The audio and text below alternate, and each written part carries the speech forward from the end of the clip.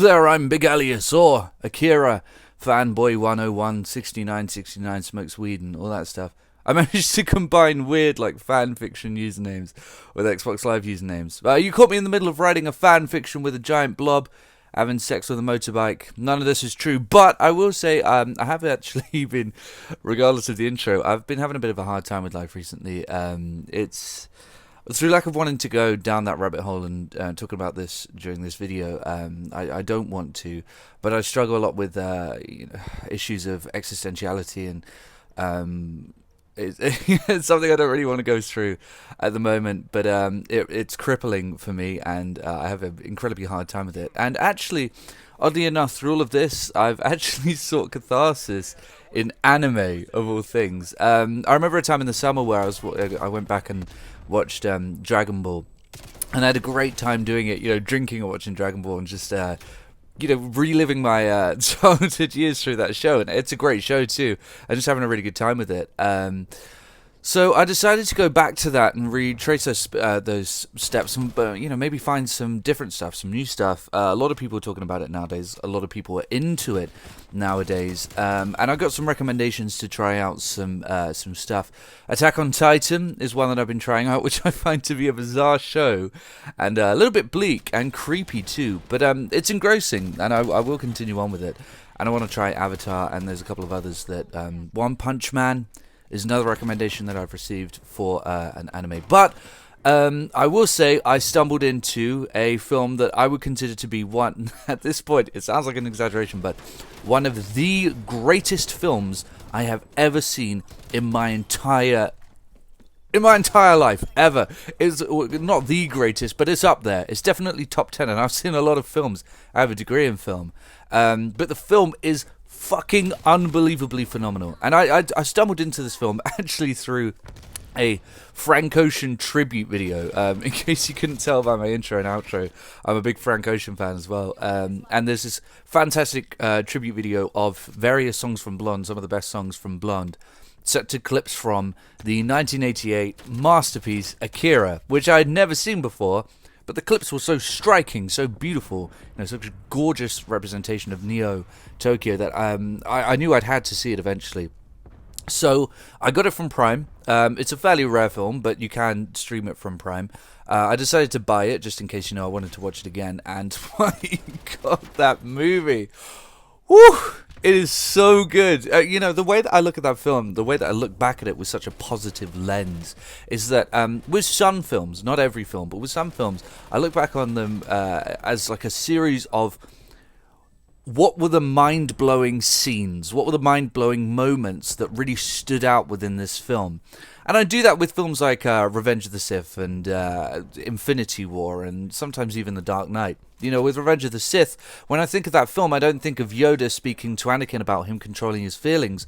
I think about the scratching of the lightsabers against one another after Anakin kills Dooku. I think about the Grievous fight. I think about the Duel of the Fates.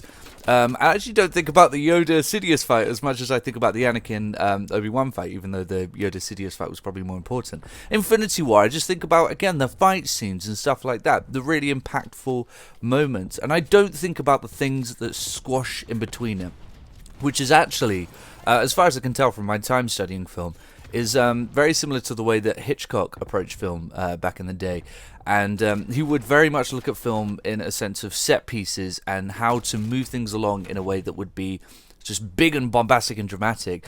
And it shows in films like Psycho and stuff like that. So Hitchcock would approach a film like Psycho. Spoiler alert for Psycho. Oh, and by the way, needless to say, there are going to be spoilers for Akira in this video too. Watch the movie, even after these spoilers, just watch it to look at it, because it's so beautiful. But if you do want to watch it and you don't want spoilers, then be prepared, maybe click off the video, something like that. But the way that Hitchcock approached film was that he would say, let's say, for example, Psycho, he would go, I want to show, I want a character to die halfway in. I want to mess with people's expectations. I want the lead to die halfway in. And I want her to get attacked in the shower. I don't want to show the blood. I want to avoid showing the blood so that I could show the brutality of the murder itself. I want the shot underneath Norman Bates. I want the shot underneath Norman Bates's chin during the interrogation scene. I want the scene with the eyeball, the shot of the eyeball coming through the hole and stuff like that. And that's how he approached film. And then he would go up to some guy and go, "Hey, squeeze this together, sandwich this together, find a way. Oh, you wanted to be work in a bank and transfer money over? Cool, whatever. You wanted to be on the run? Yeah, fine. Don't worry about it. That's all. Whatever. I don't care." And I feel as though sometimes I do approach my sort of analysis of a film, which again I studied film analysis as well, as far as which scenes really blew me away. And when it comes to Akira, when it comes to goddamn Akira, whew. Okay, I think what blows me away the most is there are so many standout scenes, and they are so standout. They are such a cut above so many other films, and I think that's what really blows me away. So again, spoiler alert, but you get the opening scene, which is one of the greatest opening scenes I've ever seen in a film, because it establishes the incredibly outstanding, masterful world that this film is set in, which is another one of the biggest strengths of this film, is the world has such a personality and is so perfectly represented. You see all the cracks, all the corners, and sometimes it's gorgeous and it's glowing and it's beautiful and it's this idealistic neo setting, but then you really get into the depths of dirty hotel rooms and corridors and a hospital and stuff like that. You really get every corner of the city and you explore it all. But there is no better way to start a film that has such a strong emphasis on its world than to give you a tour through a motorbike chase scene. And it's a beautiful motorbike chase scene. It is so gorgeous, and again, in any other film, absolutely standout moment of the film. But then you have various other scenes which are just as good. You've got things like Tetsuya. Is it Tetsuya? Sorry, I can't think of the names. But I'm going to call him Akira for the sake of this, because he kind of is Akira. So you have Akira walking through the streets when he has all of his powers. You have the scene where he has to fight the giant teddy bears. You have the scene where he... what scene am I trying to think of? You have the scene where... Oh my god. Okay, so this scene is on par with the opening scene. It again is one of the most beautiful scenes, one of the most incredible scenes I've ever seen in a film, where he's hobbling through that stadium and then he sits down on that chair and he's got the mechanical arm and it wraps itself around the arm of the chair, and he's stuck and anchored down to the chair, and he's just trying to muster up any strength to get himself back into some sort of condition. But the way that technological arm is just hankering him down, and his own power, which I guess is sort of the underlying sort of theme of the film, his own power is absorbing him, and he does, because he's so power hungry, he can't recover himself. It's such an incredible scene of him just being stuck to that chair and unable to move. But also some of the subtextual stuff, like the dirty politician with the greasy slick back hair, who was like a rat, was like a rat in the system. So they killed him by having him fall to his knees in an alleyway and then foam from the mouth like a rat, like a dead rat on the side of an alleyway, and that was the way that he died. And that's such a brilliant way of doing it. It's just, there's so many standout scenes. The only scene that didn't really blow me away, the scene of them preparing, by the way, to break into the facility, where it's this gorgeous scene where they're all smoking cigarettes and they're in that motel room. That's another one. That would have been a standout scene in any other film. The only scene that really didn't blow me away too much was when Akira's girlfriend is beaten in the street by those clown guys, actually, were they the clown guys? I'm not entirely sure. That scene didn't really blow me away. Actually, what am I talking about? That's the scene where Akira falls to his knees and then all his guts fall out in a vision. That's an incredible scene. No. That one's great too, and that's what I think is so great about this film, is there are so many, just the fact that I'm even wanting to talk about this now over a Call of Duty commentary, the fact that I messaged my friends at 4 a.m. to tell them that they need to see this movie. It's really fantastic. I definitely recommend Akira. You can rent it on Prime for £3.50, or buy it like I did for £6, which isn't too much more, and you're gonna want it because it's such a good movie. It's one of my favorite films of all time now. It's really good. But yeah, overall, I mean, this catharsis through anime, I actually got the idea from a couple of musicians that I listened to who seem to It's two albums that came out this year that I really have gravitated towards and I really like. My favorite album this year was actually It Is What It Is. Maybe objectively Fetch the Bolt Cutters was slightly better, but It Is What It Is by Thundercat was an incredible album, and I really gravitated towards it. And it's very much about, you know, as many of his albums are, this sort of existential loop and the complacency and apathy of just throwing your arms up and saying, it is what it is, you know. It's and I find myself, I don't know if it's vicariously through the album or if it's an age thing, I find as I get older, I find myself saying that mantra more and more. It is what it is. I say it constantly nowadays. And I do wonder if it's just part of this existential loop where you get to a certain age, you know, when you're in your early 20s or whatever, or late teens, and life looks like a straight line for you to conquer, and it looks like something that you should just burst through and set aflame so that you can be the largest part of it and the most impactful part of that straight line.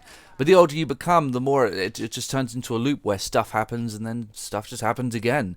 And I think that Thundercat has a hard time with that, and that's part of what the album is about. And Open Mike Eagle, with Divorce, Trauma, and Anime, I think I've heard the album 1,000 times. I could tell you the entire track list, and for some reason I can't think of the name of the album. Head Ass is such a banger as well. Was searching for another reason. I squeeze that can like it's a hand in cupping season. I need that sand because I struggle with the beaches. I need that shield is getting chill again, there's shrinkage. A perfect time to rhyme with Peter Dinklage. Ass on my.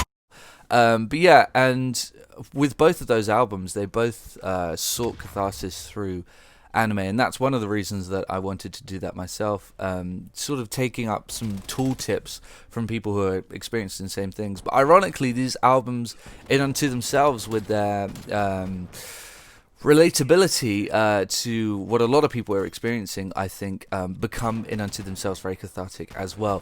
But yeah, I think that that's the reason that stuff like anime and video games and stuff are so popular now, is because we're embracing these notions of, for lack of a better term, freedom. Anime is a very free thing. It's people making whatever the hell damn they want. Attack on Titan, yeah, has some very bleak and real themes, but it's giant Titan monsters. I mean, it is above all else silly, and I think that that's part of it, and I think that's part of the process that both Thundercat and Open Mike Eagle are going through. And obviously Thundercat has had to deal with the death of Mac Miller, who was, you know, one of his best friends, and Open Mike Eagle is dealing with divorce and just overall sort of fear of growing old and stuff like that. And those are a lot of the themes that I'm dealing with right now, and anime is helping me through that. So if you do have any recommendations for anime, if you love Akira as much as I do, and I fucking do, yeah, please feel free to recommend some stuff for me. I saw the Ghost in the Shell reboot, and I thought it was okay. I've heard that the original, the anime, is tremendous, so I might have to check that out as well. I don't have too much free time to watch stuff like this, so you know, I can't really overwhelm myself with it. But yeah, I'm excited about getting into it and really sort of releasing a lot of that pressure that I have in my mind, with some silly cartoon motorcycle punk kids riding through Neo Tokyo. Yeah, it's so good. Anyway, so I guess I just wanted to mumble on about that. Recommend Akira and recommend Thundercat Is What It Is, and Open Mike Eagle, Trauma, Anime, and Divorce. Something along those lines. I'll also Run the Jewels. RTJ4 is a tremendous album too, but you know, that's for another day. So that's that, and I guess I will see everyone later.